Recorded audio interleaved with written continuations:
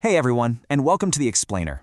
Today, we are decoding something that is literally universal, but somehow still completely confusing for almost all of us: modern dating and relationships. Seriously, if you've ever found yourself stuck in this frustrating loop with a partner, wondering why they suddenly just pulled away, or why you're constantly obsessing over where you stand with them, well, you are in exactly the right place. We're going to map out the actual underlying science of why we act the way we do in love. Listen to this quote for a second.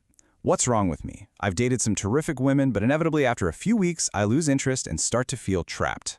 Does that sound familiar? Or hey, maybe you've been on the receiving end of that exact dynamic. This emotional mystery, that sudden, jarring loss of interest, feeling totally suffocated, or on the flip side, the agonizing anxiety of just waiting for a text back, it touches the absolute core of our lives. And usually, we just blame ourselves, or we blame our partners, thinking it's just some unique personality flaw. But that really brings us to a critical question. Is love enough? Or are we literally programmed to act this way? I mean, we all grow up with this societal belief that love conquers all, right?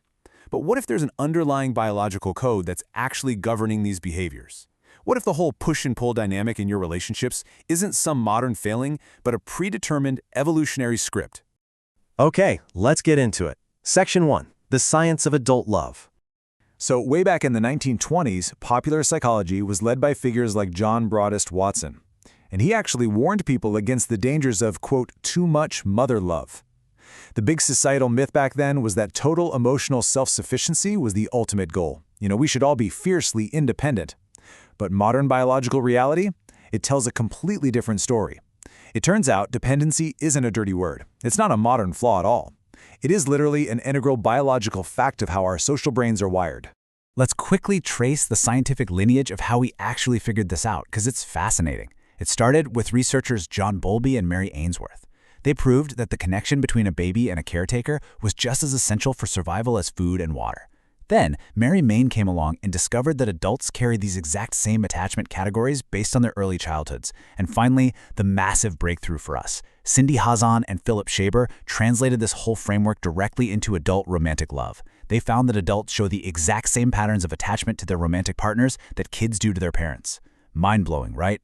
And that leads us to the source material for our explainer today, the groundbreaking book Attached by Dr. Amir Levine and Rachel Heller. What they did here was absolutely brilliant. They essentially took mountains of academic research, stuff scattered across decades of dense psychological studies, and distilled it into a highly accessible, practical guide for everyday life. They took the strict laboratory science of attachment and turned it into a real-world toolkit you can actually use. Moving right along, Section 2, the 3 attachment styles. First up, we have the secure attachment style.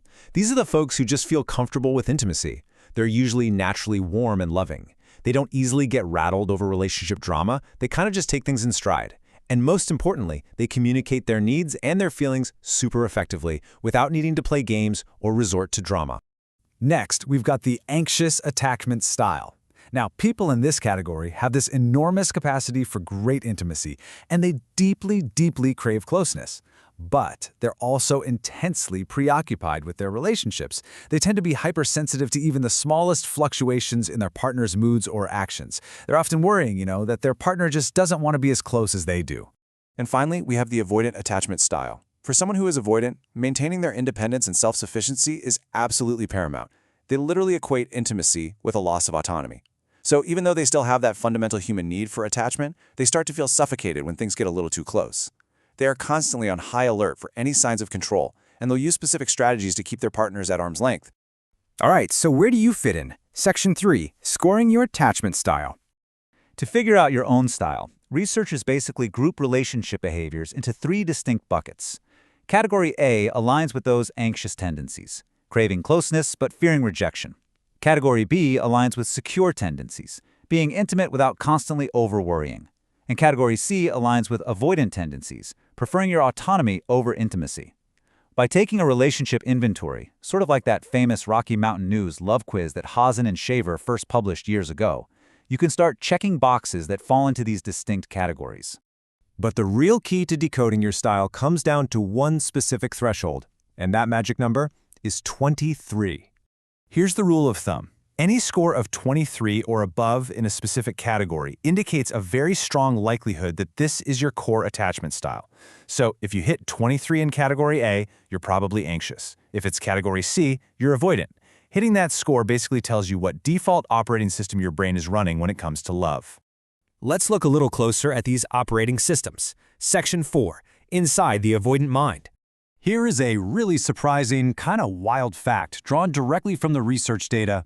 Avoidants hardly ever date one another. No way, right? But it's true. Why? Because they completely lack the glue that keeps things together. Think about it. Everyday interactions for an avoidant are actually subtle negotiations for space and independence. So if two avoidants date, they just naturally drift apart. Instead, avoidants usually find themselves in this crazy push and pull dynamic, frequently ending up dating anxious individuals.